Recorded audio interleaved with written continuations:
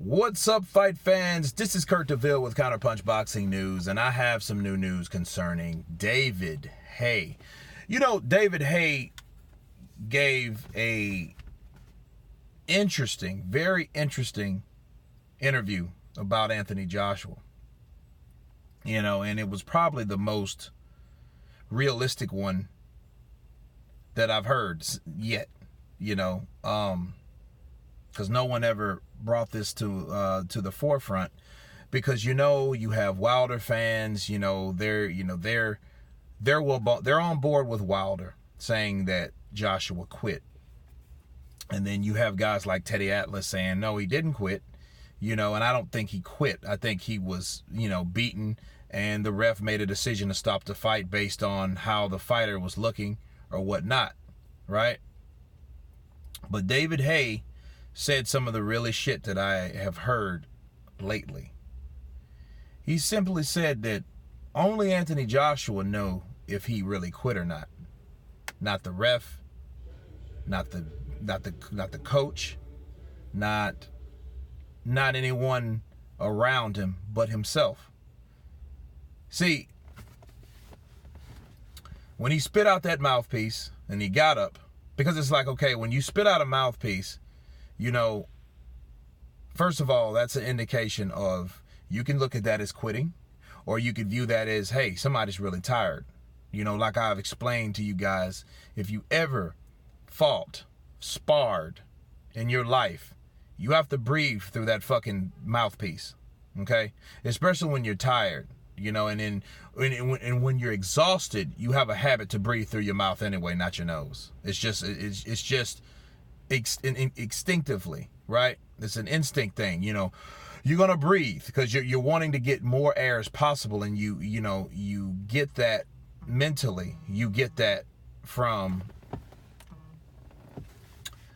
breathing through. You're breathing in from your mouth. Okay, so to me, Joshua spit that damn mouthpiece out because he wanted to breathe, and then he confirmed it when he went on those ropes and he put his arms up.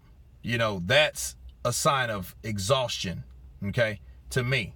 But a lot of people could say, nah, he spit that damn mouthpiece out because if you never sparred, you don't know what it's like to breathe. That's the first thing you do. You take that mouthpiece out so you can breathe, especially when you're throwing punches, you're in there with you, you're physical. This is an extreme sport, people. This is not like anything else. You know what I mean? You need energy. You need stamina. You need endurance, okay? For whatever reason, Joshua didn't have that in the third round. He especially didn't have it in the seventh, because he looked gassed in the third. So you had the fourth, the fifth, the sixth, right? That's 9 minutes, people. Then you got 7, and then when he waved it off in 7, this dude was exhausted, right? Because he didn't anticipate this type of aggression, this type of fight coming at him. I know he didn't. But what David Haye said made a lot of sense. He didn't know the only person that could tell you if he really quit or his intention was, I don't want to fucking fight no more, is Anthony Joshua. And it makes more sense. Only he could tell you that. Now, he'll tell you, well, I'm a soldier, I took the loss like a man, He can only tell you because, one guy could look at it and say, hey, you know what? You're a little bit too happy, kid, to be taking an L like that. You know what I mean? Smiling and shit. Another person can look at it, man, he didn't look right. He looked drunk. He looked drugged. He looked concussed. Then another person can look at it and say, hey, man, well, hey, he took it like a man. That just shows you who he is as a person, right? Another person could look at it like, well, you know what? Maybe he was tired of all that shit. You know what I mean? Maybe he didn't want the belts no more. That's why he was relieved and satisfied or whatever to take an L. So there's so many different scenarios that people come up with, that people say, of their own opinion. And like David Haye said, no one will know but Anthony Joshua what he was going through that night, what he had running through his brain when he was on the floor for the 4th time in that bout in the 7th round. You know what I mean? That's the only way. Only he can really tell you that. You know, not anyone else, not Teddy Atlas, not me, not Deontay Wilder, not Tyson Fury, not no one but himself. Not even Rob McCracken, no one but him. You know, so I could tell the weight was bothering him, like we went through, okay?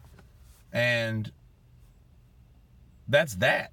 I think that Anthony Joshua, he has a road back. You know, he has to prove himself to a lot of people. You know, the question is, what type of pressure will that create now? You know what I mean? Yeah, you got beat by Andy Ruiz. Right? Now, what will the pressure level be like to get those belts back? You know what I mean? Because it's a lot riding on that fight. It is. You know, this is the second time around. So we got to see what Josh was made out of, but he is the only one that could answer that question, just like David Haye said. So anyway, you guys tell me what you think about the interview. I'll put the interview, the full interview, below in the description box. Let you guys check it out. But please like, share, subscribe, of course. And you guys been Counterpunch. Peace.